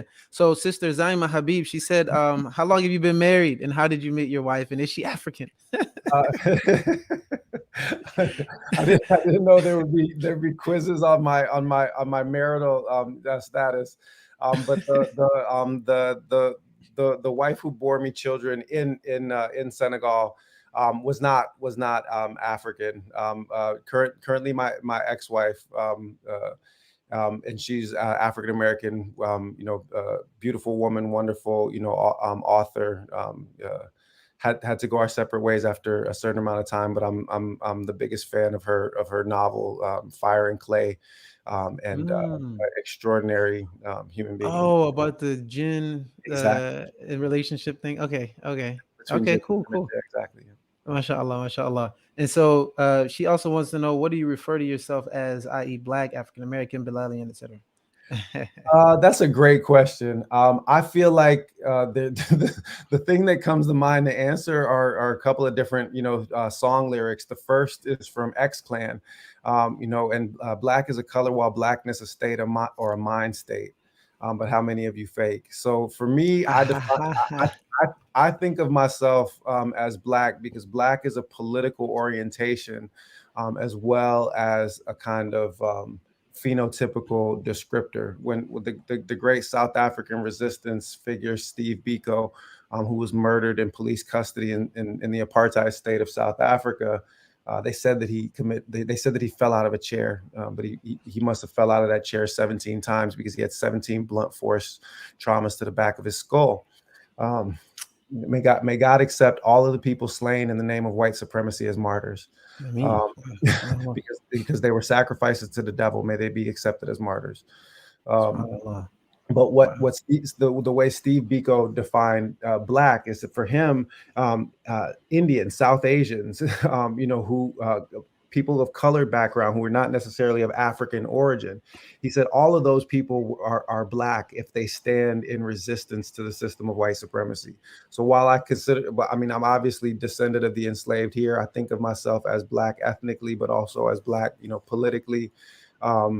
And the other lyric is from Ice Cube, calling me an African American, like everything is fair again. And then he said, devil, you got to get it. He said that. He said, I'm blacker than a trillion midnights. So that's my answer to that question. So he's black, y'all. And you don't. And the thing is if you just say European American, African American, Asian American, it makes it sound like, oh well, those are all just hyphenated descriptors of different kinds of Americans. No. Right.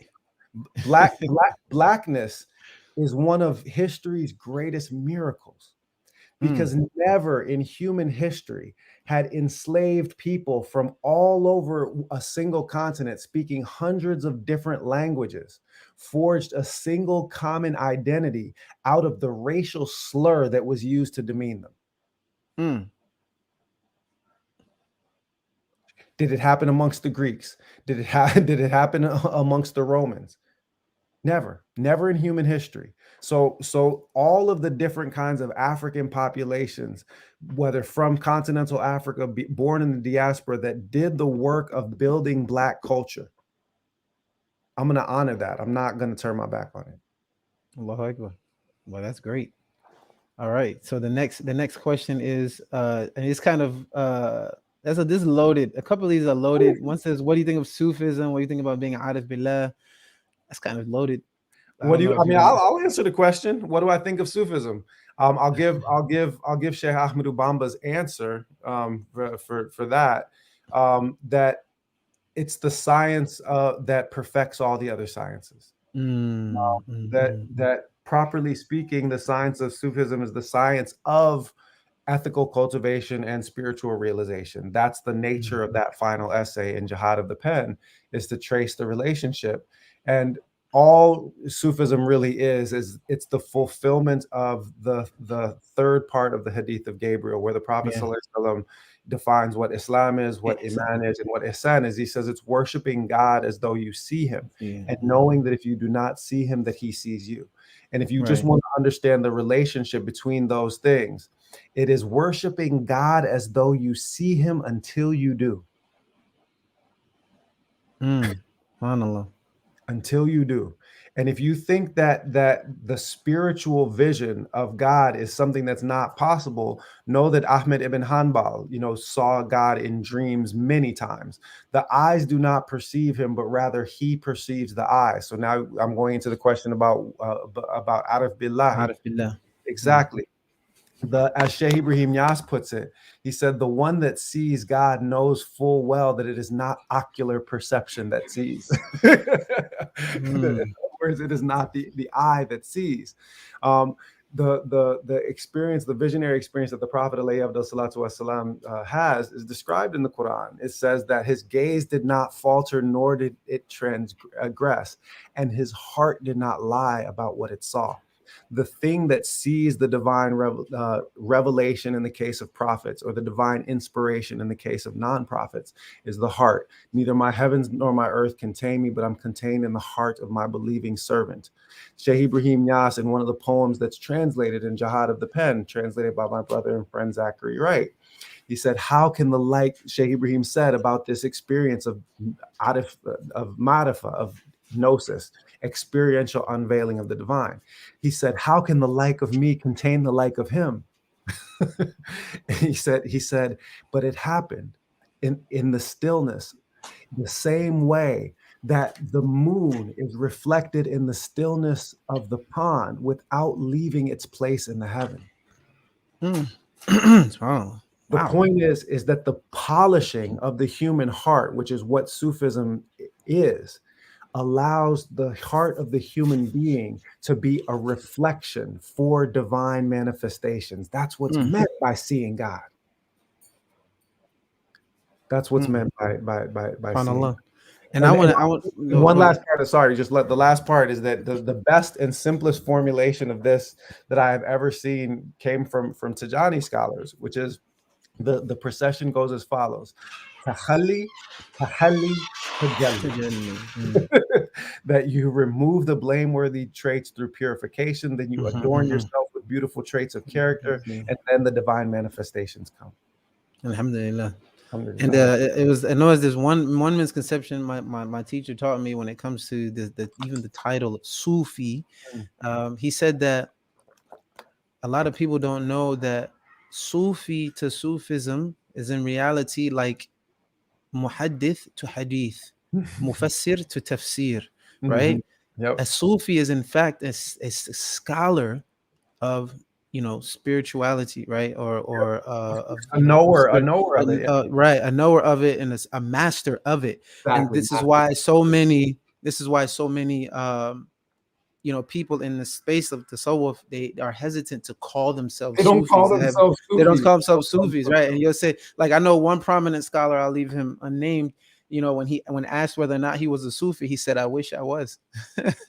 And the way that many of my Senegalese friends work around this in Wolof is that they refer to the Sufiyanke, the people of Sufism. The people of Tasawwuf. That's what I say. I say the people of Tasawwuf, Ahlul Tasawwuf. And so because I know some people are even afraid of the term tasawwuf these days because they've been influenced by certain kinds of propaganda. I don't even use that usually. I just say the people of dhikr and salawat. Allahu Akbar. Why not? Show me the people of tasawwuf that aren't people of dhikr and salawat, and I'll show you aren't people of tasawwuf. Right. MashaAllah. Yeah. So he had one more question. He said, well, you guys have a specific topic on Sufism. Well, I know you have an institute. So I mean, let us know quickly about the courses that you offer where you're teaching these things. And guys, get your notes out. Yeah, so the Inca the Scholars is the name of it, and I do online spiritual intensives pretty regular basis. We're finishing actually right now what's a course called Shahada of the Spirit, which is about the 4 principal enemies of human beings' spiritual growth, as they were laid out by Sheikh Ahmed Ubamba: nafs, shaitan, hawa, dunya, the ego, the devil, the passions, and and worldly attachments. And he made that into a mnemonic device: nafs, shaitan, hawa, dunya, nashhadu. We bear witness. Oh, wow. Of course. Wow. Because Black folks got a gift for words like that. So he turned it into a mnemonic device that allow you to say, we bear witness that the 4 enemies are these. So we call the class Shahada of the Spirit because it allows us to look at each of those 4 enemies in detail and talk through using the strategies of Sheikh Ahmed Ubamba, Sheikh Ibrahim Niasse, Uthman Danfodio, Mariam Niasse, Nana Asma'u, all of these scholars from the West African tradition that teach from their own perspectives. I've just, having studied these things for years, sat with different teachers, read and translated their texts. I bring together a variety of the perspectives of different West African teachers on how you approach the nafs, the shaitan, the hawa, and the dunya, so that people can take lessons from those that will, inshallah, be of benefit. So, alhamdulillah, we're finishing up a course now. We've got over 100 people taking that one. And inshallah, it's called Ink of the Scholar. Ink of the Scholars. Yep. Is it inkofthescholar.com.org or something like that? Or? Yeah, it's actually inkofthescholars.com. Yep. Scholars with an S. Scholar. Yep. Ink of the Scholars. Oh, inkofthescholars.com. Let me edit that. Ink of the Scholars. Yep. And if you can literally even put the email address if you want to. Sure. Service is service at inkofthescholars.com, and Ink of the Scholars is all one word. Service. Yep, service. It's both the service account for the email, and it's what we're supposed to be about. So it's service at inkofthescholars.com. Right. And I will also post that email address in the comment section on both YouTube and Facebook, inshallah. And another question was, where are your books and Islamic articles available? You can the University of North Carolina Press is the best place to get the Walking Quran. I can't recommend anything better than Amazon for Jihad of the Pen, just because it hasn't been as easy to distribute on this side of the ocean directly through the press. And that's one of the things that I have said I've been remiss about, is that I do need to kind of personal website where I put some of those academic publications up, because the stuff on Islamic anti-slavery movements, for example, Cambridge World History of Slavery Volume 3, Cambridge World History of Slavery Volume 4, like I've got a lot of academic pieces that are published in different places, and inshallah I'll bring those together. Into But you one can place, see, inshallah. yeah, you can see a number of them on my University of California, Santa Barbara academic website. So that's the history at UCSB. History at UCSB. Yeah, Okay. yeah, it's the link that I sent you that has the bio. So that Right, right. has And some so I can retrieve that link and post it in the comment section as wonderful, well, wonderful. for anyone interested in that. Let me look. I'm gonna grab that. Oh, there we go, Dr. Bilal.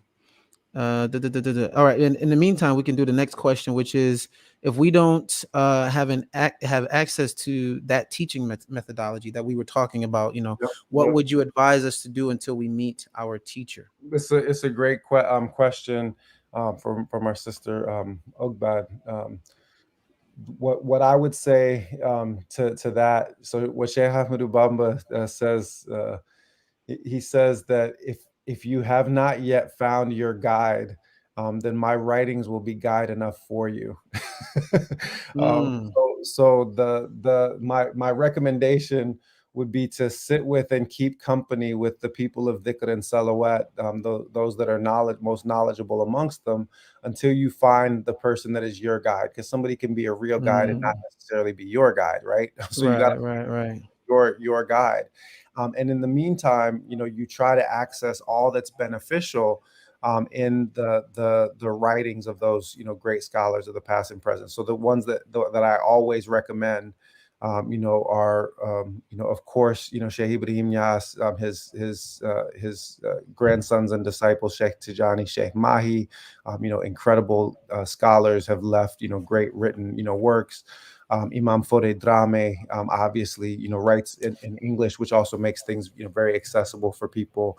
But just continue to kind of diversify and broaden your understanding of the kind of deep access to this Islamic tradition through reading those accomplished scholars until you find the person that is destined to guide you. Alhamdulillah. So that's that.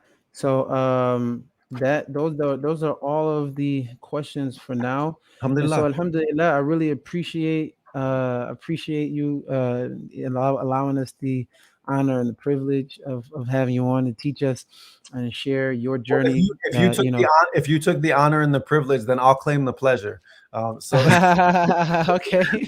so barakallah. It was enjoyable. Thank you.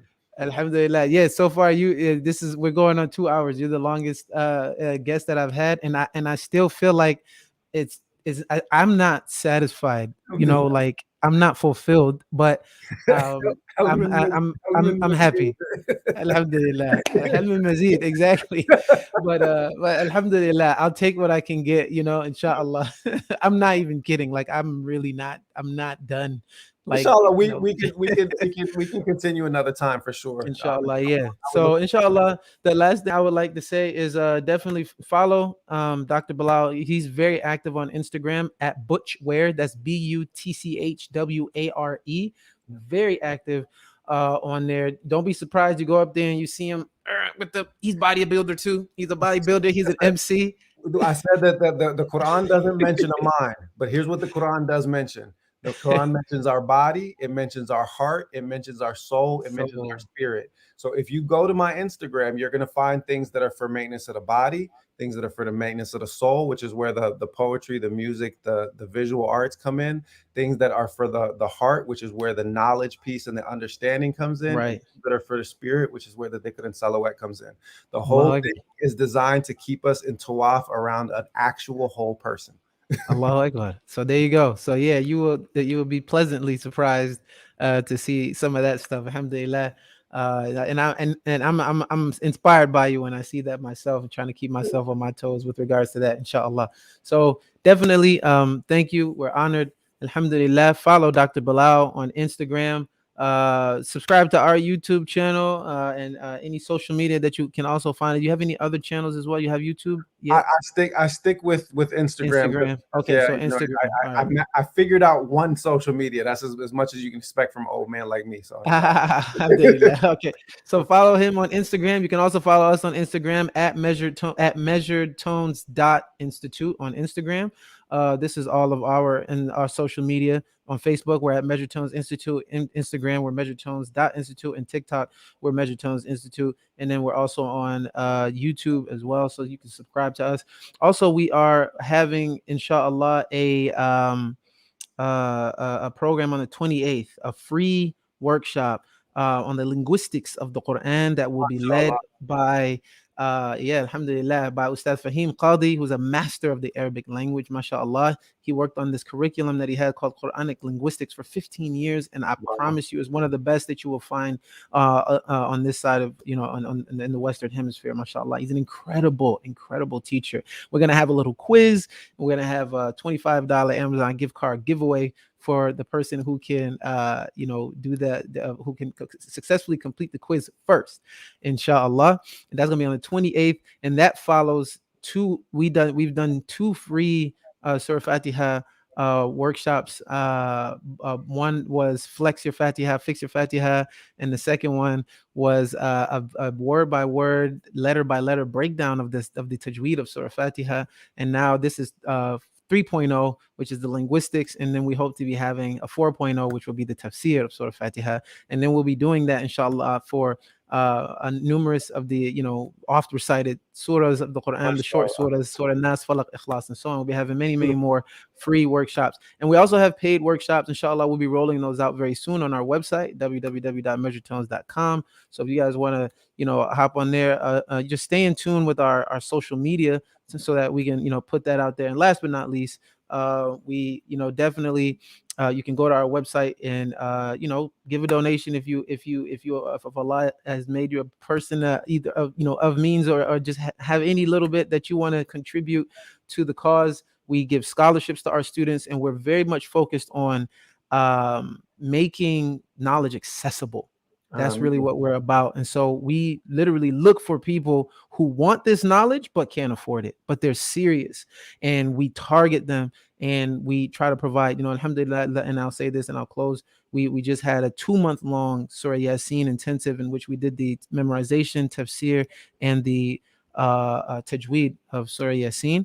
And we had 40 students, mashallah, doing that particular program, most of whom 85-90% needed scholarships, could not afford it. We had one young woman who had just been divorced and was having major financial problems, and we said, how much can you pay? She said, I think I can do, it was a $500 program for the whole 2 months, right?